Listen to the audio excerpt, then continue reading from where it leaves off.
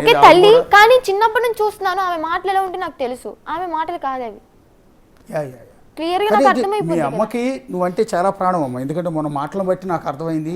రోజు పిల్లలన్నాక తల్లిదండ్రులకి ప్రాణం. అందులో ఆడపిల్లలు అంటే మీ తల్లి మీ అమ్మగారిని తప్పట్టడానికి లేదమ్మా. అంటే మీరు అన్నట్టు విష్ణు మాటల ప్రభావం పడి ఉండొచ్చు.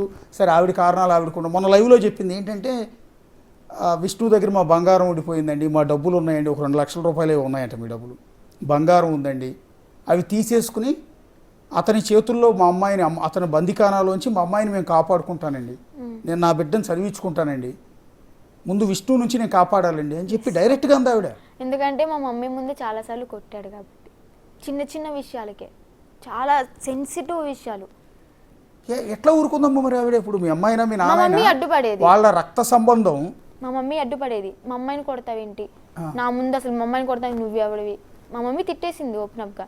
ఆవిడ కూడా తిట్టేవాడు, అది మాట వినకపోతే ఏం చేయాలి అది ఇది అని చెప్పని మీదకి వచ్చేవాడు. మొన్న నాకు తెలిసింది ఏంటంటే, మమ్మీ అంత ముందు దాకా మీడియా ముందుకు రాలేదు, నేను వెళ్ళిపోయిన దగ్గర నుంచి సడన్గా వచ్చింది. మా మమ్మీని చూసి ఇవన్నీ వాచిపోవడం వల్ల నేను గమనించాను, మా మమ్మీని కొట్టారు. అది తర్వాత నాకు తెలిసింది. మీ మమ్మీని ఎవరు కొట్టారు? హర్ష అన్నయ్య, విష్ణు ఇద్దరు కలిపి కొట్టారు. అందుకే మా మమ్మీ నిజాలు ఏం చెప్పలేదు, వాళ్ళకి అనువైనట్టు చెప్పింది. ఈ ఎపిసోడ్లో ఇప్పుడు హర్ష మీ సొంత అన్నయ్యమ్మా? సొంత అన్నయ్యే, కానీ ఫుల్లీ ఇన్ఫ్లుయెన్స్డ్ ఎవరు అంటే హర్ష అన్నయ్య. మీ సొంత. ఇప్పుడు మీ అమ్మకి ఇద్దరు, నువ్వు మీ అన్నయ్య ఇద్దరు, నేను హర్ష నువ్వు కదా. ఇప్పుడు గుజరాత్ నుంచి తీసుకురావడానికి, మిమ్మల్ని తీసుకురావడానికి హర్ష కూడా వచ్చాడు కదా. ఇప్పుడు హర్ష ముందే నిన్ను పడేసి కొట్టాడు అతను? పడేసుకోవట్లేదు, తను అసలు టచ్ చేయలే నన్ను. గుజరాత్ హర్ష కాదమ్మా, విష్ణు. ఇక్కడ కొట్టలే, నేను ఉజ్జయిన్ హోటల్ రూమ్ లో కొట్టాడు. అదే అప్పుడు హర్ష ఉన్నాడు పక్కన? కొట్టలేదు, ఉన్నాడు. తోడబుట్టిన చెల్లెలు ఎవడో బయట వ్యక్తి వచ్చి అంత దారుణంగా కాళ్ళతో తంతూ కొడుతూ ఉంటే, సొంత తోడబుట్టిన రక్త సంబంధీకుడు మీ అన్న ఏమల్లా? ఏమనలే. అక్కడ భవానీ అని చెప్పి ఒక అమ్మాయి వచ్చింది కదా తీసుకురావడానికి, తను ఆపింది, ఏ మాటకి మాట, కొట్టకు విష్ణు అని తను ఆపింది. అన్నయ్య నువ్వు నేను నీ చెల్లెలు అన్నయ్య, నువ్వు నన్ను.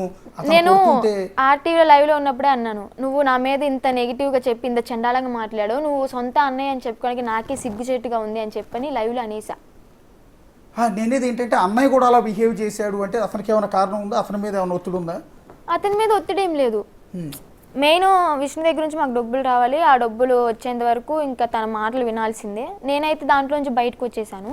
ఈ హర్షన్న ఏంటంటే మనీ రావాలి కదా, సో అన్నయ్య కూడా చిన్నప్పటి నుంచి పెంచాడు కదా, అంటే విష్ణు కొన్ని మాటలు చెప్తాడు కదా, ఆ మాటలకి బాగా ఇన్ఫ్లుయెన్స్ అయిపోయాడండి, బాగా అంటే బాగా. ఇప్పుడు గుజరాత్ నుంచి మీరు వచ్చిన తర్వాత మీ అమ్మని విష్ణు హర్ష కలిసి కొట్టారని మీరు అనుకుంటున్నారా? నేను ఇంట్లో నుంచి వచ్చేసిన తర్వాత బాగా కొట్టారా? మా మమ్మీ వీడియో ముందు కొట్టారా, బెదిరించారా, బలవంతం చేశారా? ఒక వీడియోలో చెప్పింది కూడా మా మమ్మీ, ఆర్టీవీ వాళ్ళకి ఎవరికి చెప్పింది నన్ను కొట్టాడు విష్ణు అని చెప్పని. అప్పుడు విష్ణుని మీడియా వాళ్ళు అడిగితే, నాకు తెలియదు, వాళ్ళ ఇంట్లో గొడవ ఆడుకుని నావే చెప్తున్నారు అని చెప్పని అన్నాడు. ఇప్పుడు నేను మొన్న అడిగినప్పుడు మీ అమ్మగారికి చెప్పాను, నేను మీ అమ్మగారికి చెప్పినప్పుడు అమ్మ డైరెక్ట్గా అంది, అవును నేను తప్పు తెలుసుకుంటాను, మొదట మిమ్మల్ని కేరళ తీసుకెళ్ళి మళ్ళీ ఏవో పూజలు అవి చేయించాలని ప్లాన్ చేశారు. విష్ణుమాయ టెంపుల్లో పూజలు చేయించాలి, మా అమ్మాయికి ఏదో పసరిచ్చారు, మందు ఇచ్చారు, లేకపోతే మా అమ్మాయికి ఏదో పట్టింది అంటూ రకరకాల మూఢనమ్మకాలు ఉంటే నేనే లైవ్లో చెప్పాను, అట్లాంటి నమ్మకం అమ్మ ఈ రోజుల్లో కూడా ఏంటి నాకు అర్థం కాదు అంటే. అప్పుడు మీ అమ్మగారిలో రియలైజేషన్ వచ్చింది, అవును నా బిడ్డ, మీ బిడ్డను పట్టుకుని విష్ణు అనే అతను ఏ రకంగా కొడుతున్నాడు అని మీ బిడ్డ ఏడుస్తూ చెప్తుంది కదా, కన్నతల్లిగా మీకు బాధ అనిపించట్లేదా అని అడిగితే మీ అమ్మగారు చాలా బాధపడ్డారు లైవ్లోనే. బాధపడి నా బిడ్డ వచ్చిన తర్వాత అసలు కారణం ఏంటో నేను కనుక్కుంటాను, ఫస్ట్ ఆఫ్ ఆల్ విష్ణు అనే వ్యక్తి చేతుల్లోకి నా బిడ్డ వెళ్లకుండా నేను కాపాడుకుంటాను, అది తీసుకుంటాను ముందు, నేను ఎక్కడికి ఏ గుళ్ళకి తీసుకెళ్ళను, కాకపోతే కౌన్సిలింగ్ ఇప్పిస్తాం, ఒకవేళ అమ్మాయి ఎందుకు సఫర్ అవుతుందో కౌన్సిలింగ్ ఇప్పిస్తామని మీ నాన్న మానస హాస్పిటల్ పేరు చెప్పాడు. తీసుకెళ్లారు, మందులు ఇప్పించారు. ఓకే, ఇక్కడ మీ అమ్మ కూడా ఆపలేదా? మా అమ్మ ముందు కూడా కొట్టాడు. ఎప్పుడంటే తను లేడీ దగ్గర వచ్చినప్పుడు వెళ్తున్నా అన్నాను కదా, విష్ణు అన్నయ్య బండి వేసుకెళ్ళిపోయాడు, అప్పుడు బండి లేదు ఇంట్లో, ర్యాపిడో బుక్ చేసుకున్నా. ర్యాపిడో బుక్ చేసుకుని ఓకే అన్నయ్య వచ్చాడు కదా అని చెప్పి క్యాన్సిల్ చేసేసి లోపలికి వచ్చేసా. రావడం 5 నిమిషాలు లేట్ అయిపోతే ర్యాపిడో బుక్ చేసుకుని వెళ్ళిపోతా అని చెప్పి చంపగేసి ఒక్కడి బీకాను నన్ను ఆ రోజు ఇంట్లో, అమ్మ ముందే. అమ్మ ఎందుకు కొడుతున్నావు అబ్బాయి, ఎందుకు కొడుతున్నావు అబ్బాయి, ఈ టైంలో ర్యాపిడో బుక్ చేసుకుని వెళ్తుందా ఆడపిల్ల అని చెప్పంటే, నేను అప్పటికి అనేసాను, నీ దగ్గరికి అన్న నిన్ను ఎక్కించుకోవడానికి వచ్చినప్పుడు మరి నువ్వేం చేసావు, అప్పుడు 2-3 అయ్యేది అని చెప్పని అన్న. దానికి మాటలు, నువ్వు నా దగ్గరికి వచ్చావు, నేను నీ సేఫ్టీ నేను చూసుకోగలను, అక్కడికి ఎలా వెళ్తావు ర్యాపిడో బుక్ చేసుకుని అని చెప్పి మా మమ్మీ, నువ్వు అరవకు, నువ్వు మధ్యలోకి రాకు, నువ్వు గారాబం చేయడం వల్ల అది ఇలా తయారవుతుంది అని చెప్పి మా మమ్మీని కూడా అరిచాడు. ఒకసారి చూస్తున్న వ్యూయర్స్కి ఒక క్లారిటీ ఇచ్చే ప్రయత్నం చేస్తున్నాం. ఇక్కడ వర్షిణి అనే అమ్మాయి మేజర్, ఆమె మాట్లాడచ్చు, ఆమె లైఫ్ గురించి ఆమె డెసిషన్ తీసుకునే రైట్ ఆవిడకు ఉంది. అందుకని వాళ్ళు మాట్లాడుతోంది, కొన్ని నిజాలు చెప్పే ప్రయత్నం చేసింది. సరే, అఘోరిని పెళ్లి చేసుకోవడం తప్ప ఒప్ప అన్నది పక్కన పెడదాం, అది ఆవిడ డెసిషన్ తీసుకుంది.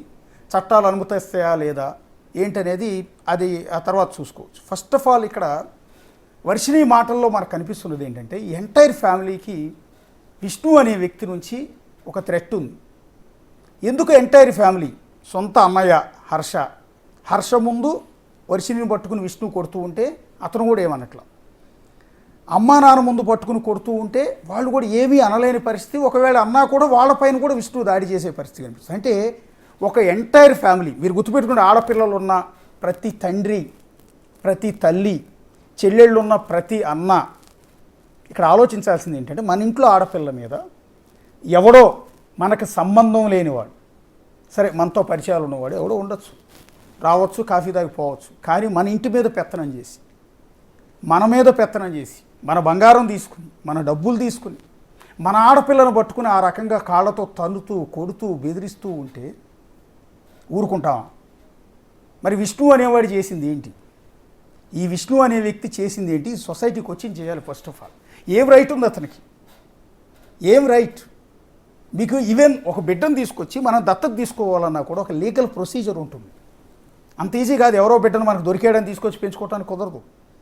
లేకపోతే ఎవరికో పిల్లలు ఉన్నారు వాళ్ళు ఇస్తానంటే తీసుకొచ్చి పెంచుకోవటానికి కూడా కుదరదు. చట్ట ప్రకారం అనుమతి తీసుకోవాలి. తీసుకుంటేనే ఆ బిడ్డ మీద మీకు రైట్స్ ఉంటాయి, పెంచడానికి కూడా. అలాంటిది ఎవరికో పుట్టిన పాప, ఆమెకు తల్లిదండ్రులు ఉన్నారు, అన్నయ్య ఉన్నారు, ఆ కుటుంబంతో ఇతను బంధువు కాదు, బ్లడ్ రిలేషన్ లేదు, అలాంటి వ్యక్తి వచ్చి తల్లిదండ్రుల మీద పెత్తనం చేస్తున్నాడు, అమ్మాయి మీద పెత్తనం చేస్తున్నాడు, ఒక మేజర్ మీద, పెళ్ళిడికి వచ్చిన ఒక ఆడపిల్లని పట్టుకొని ఇంత దారుణంగా కొడుతుంటే మీరందరూ ఊరుకుంటారా? ఒక్కసారి క్వశ్చన్ చేయండి. టీవీ చూస్తున్న జనం మొత్తం కూడా, యూట్యూబ్లో చూస్తున్న ప్రతి ఒక్కరూ మిమ్మల్ని మీరు ఒకసారి సెల్ఫ్గా క్వశ్చన్ చేసుకోండి. మన ఇంట్లో ఆడపిల్లని ఎవడో పరాయి వాడు వచ్చి, కాలేజీకి అమ్మాయి వెళ్తే వాడు ఎవడో వచ్చి చేయి పట్టుకుంటేనో, ఆ పిల్లతో అసభ్యంగా మాట్లాడితేనో మనం వెళ్ళి చెప్పు కొట్టొస్తాం, చెప్పు తీసుకుని కొట్టొస్తాం, నువ్వెవడో రాని. బస్ స్టాప్ దగ్గర మన ఆడపిల్ల బస్సు కోసం వెయిట్ చేస్తుంటే ఎవడో వచ్చి హేళన చేస్తే ఈడ్చి తన్నొస్తాడు అన్నయ్య అనేవాడు వెళ్ళి. కానీ ఈ అన్నయ్య చేస్తున్నది ఏంటి? కొడితే కొట్టాడు పర్లేదు, విష్ణు కొట్టినా పర్వాలేదు అంటున్నాడు. ఇదేం విచిత్రం ఉంది మీకు చూస్తున్న జనానికి ఒకసారి ఊహించుకోండి. ఆ ఆడపిల్ల ఎంత నరకం అనిపించి ఉంటుంది, ఆమె గుండెల్లో ఎంత బాధ లేకపోతే వాళ్ళు వచ్చి కన్నీళ్ళు పెట్టు